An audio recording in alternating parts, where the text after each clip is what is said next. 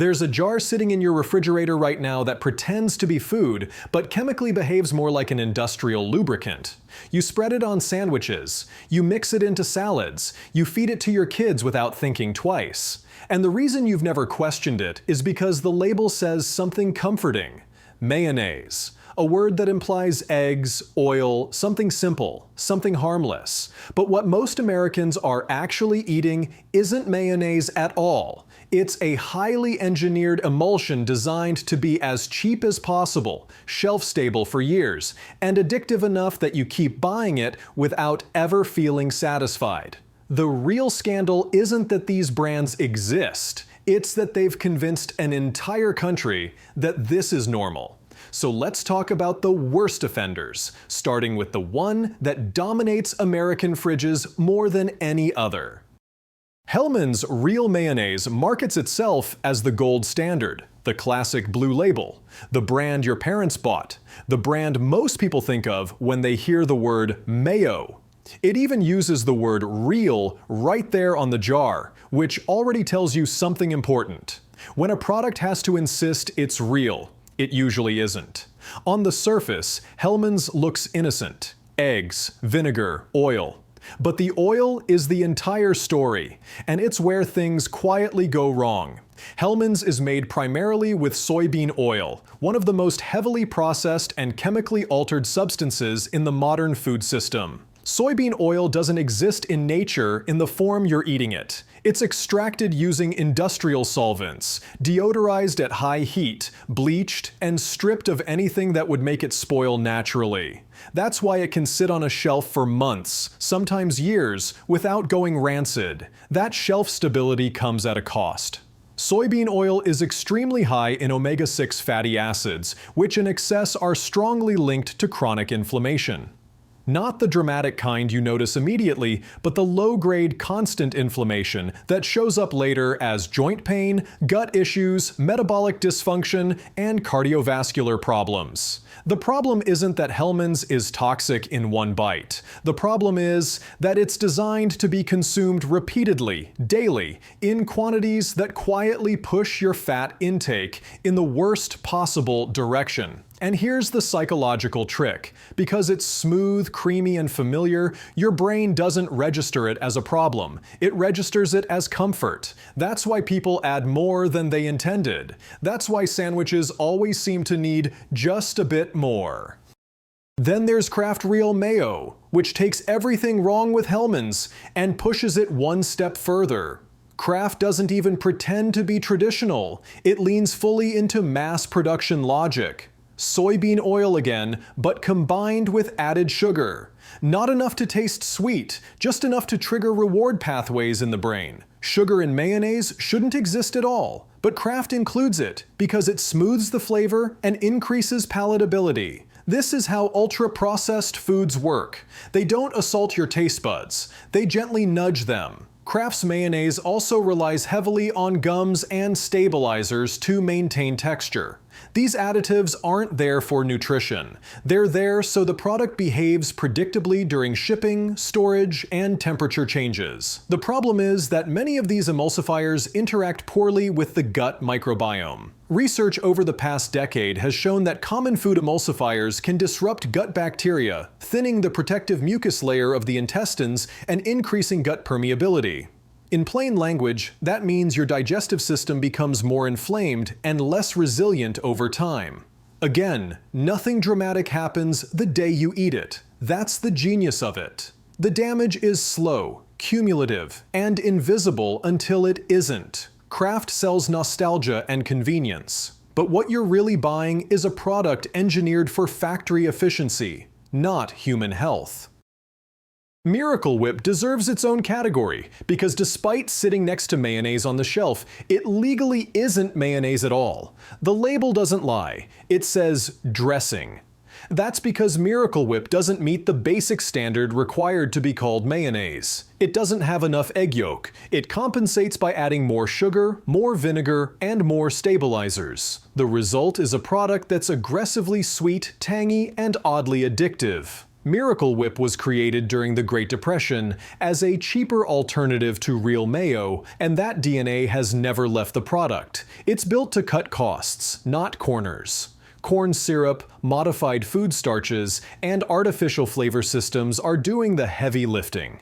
From a metabolic perspective, Miracle Whip is closer to a condiment sugar hybrid than a fat-based spread. It spikes insulin more than people realize, especially when used generously. That sweet tang isn't just flavor. It's a signal to your brain to keep eating. This is why Miracle Whip fans are so loyal. The product doesn't just taste different. It hijacks a different set of cravings. But once you understand what it is, you realize something uncomfortable. You're not choosing it because it's better. You're choosing it because it was engineered to be harder to stop eating. Then there's Best Foods Mayonnaise, which in the Western United States is essentially the same product as Hellmann's, sold under a different name.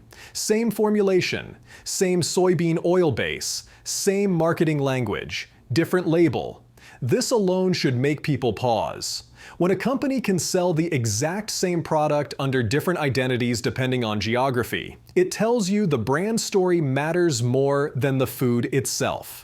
Best Foods leans heavily on imagery of home cooking and family meals, but the ingredient list reads like a global commodity play. Soybean oil sourced from massive monoculture farms, eggs often pasteurized and powdered, vinegar standardized for consistency, not quality. The product works exactly as intended. It spreads easily, it tastes the same every time, and it keeps people loyal for decades. But nutritionally, it's empty calories wrapped in emotional familiarity. The kind of food that doesn't nourish, doesn't satiate, and quietly crowds out better options because it feels normal. Duke's mayonnaise often surprises people when it shows up on lists like this because it has a devoted following, especially in the South. Duke's prides itself on having no added sugar, and that's true, but removing sugar doesn't automatically make a product healthy. Duke's still relies almost entirely on soybean oil. The texture is thicker, the flavor is more egg-forward. And that's why people think it's superior. But from a fatty acid profile standpoint, it's still delivering a heavy omega-6 load with very little nutritional upside. Duke's feels more real because it's closer to traditional ratios of egg and acid, but the oil choice keeps it firmly in the ultra-processed category. It's a reminder that one good decision in a formulation doesn't cancel out a bad foundation. People often defend Duke's passionately, and that emotional response is part of the story. Once a brand becomes part of regional identity, criticism feels personal, but your arteries don't care about nostalgia. Then there's store brand mayonnaise, whether it's from Walmart, Target, Costco, or your local grocery chain.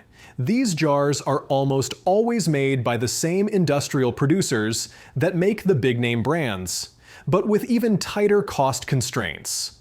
The oil is the cheapest available at the time of production. The emulsifiers are chosen for maximum stability, not digestibility. And the flavor is engineered to be bland enough that you don't notice inconsistencies between batches. Store-brand mayo isn't trying to win your loyalty. It's trying to disappear into the background of your meals. That's arguably worse, because it never prompts scrutiny. It's just there.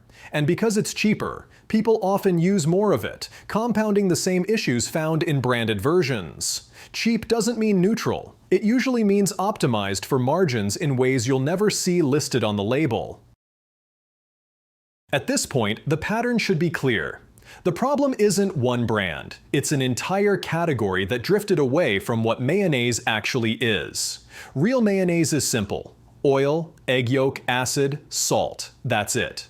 When the oil is stable, minimally processed, and used in reasonable proportions, mayonnaise can actually be a satisfying, even beneficial food. But once seed oils became the default, everything changed. Seed oils are cheap, they're abundant, and they allow manufacturers to hit price points that keep consumers hooked. The reason most Americans think mayonnaise is unhealthy isn't because mayonnaise is inherently bad. It's because what they're eating isn't real mayonnaise anymore. Before talking about the two brands that actually get this right, you need to understand how to spot real mayonnaise on your own. Ignore the front label entirely. Words like real, classic, homestyle, and traditional are meaningless. Turn the jar around and look at the oil. If the first ingredient after water and eggs is soybean oil, canola oil, corn oil, or a blend of unnamed vegetable oils, you're looking at an ultra-processed product. Real mayonnaise uses a single, clearly named fat, and it's one that exists outside of industrial refining. The ingredient list should be short enough that you can read it in one breath. If there are gums, modified starches, or added sugars, the product has already drifted from its roots. This one habit alone filters out most of what fills supermarket shelves. Now, here's where the story shifts, because not every brand followed the industrial path. A small number of companies realized that people were willing to pay slightly more for something that actually behaved like food, not a chemistry experiment. These brands didn't invent mayonnaise, they just stopped cutting corners. The first one people usually recognize is made with avocado oil, and that choice changes everything. Avocado oil is naturally stable at room temperature. It doesn't require the same harsh processing as seed oils. Its fatty acid profile is dominated by monounsaturated fats, the same category found in olive oil. This means it's far less inflammatory and far more satisfying. When mayonnaise is made with avocado oil, you notice something immediately. You use less. You feel full faster. It doesn't leave that heavy, greasy aftertaste that makes you want to scrape your mouth with bread. That difference isn't psychological. It's metabolic. The first brand that actually gets mayonnaise right is Primal Kitchen, and the reason it works has nothing to do with trends or marketing. It works because it fixes the single decision that broke mayonnaise in the first place. The oil. Primal Kitchen uses avocado oil instead of soybean or canola oil, and that choice changes everything. Avocado oil is naturally stable, which means it doesn't need to be chemically refined, deodorized, or reinforced with additives just to survive on a shelf. It's rich in monounsaturated fat, the same category found in olive oil, and that matters because your body knows how to use it. When you eat this mayo, you don't get that greasy aftertaste or the urge to keep adding more. You feel satisfied faster. Not because you're eating less, but because real fat sends a stop signal to your brain. The ingredient list reflects that restraint. Avocado oil, egg yolks, vinegar, salt. Rosemary extract to protect freshness. No sugar, no gums, no stabilizers, no seed oil blends hiding behind vague language. It costs more because it refuses to cut the one corner that every mass market brand relies on. And once you've used it for a while, the idea of going back feels wrong, not restrictive. The second brand that consistently gets it right is Chosen Foods. This one feels almost understated, and that's intentional. Chosen Foods built its reputation around avocado oil long before it became fashionable, and their mayonnaise follows the same logic. Avocado oil as the base, egg yolks to emulsify it naturally, vinegar and salt for balance. That's it. No sugar added to manipulate flavor, no fillers to fake thickness, no preservatives designed to override spoilage. The result is mayonnaise that tastes clean instead of aggressive. It enhances food instead of hijacking it. And over time, many people notice something they didn't expect. Meals feel easier to digest. There's no heaviness sitting in the stomach, no bloating that mysteriously appears after sandwiches or salads. That's not because the meal changed. It's because the industrial oils and emulsifiers are gone. Chosen Foods isn't trying to reinvent mayonnaise or make health promises. It's simply making the version that existed before cost efficiency replaced food logic.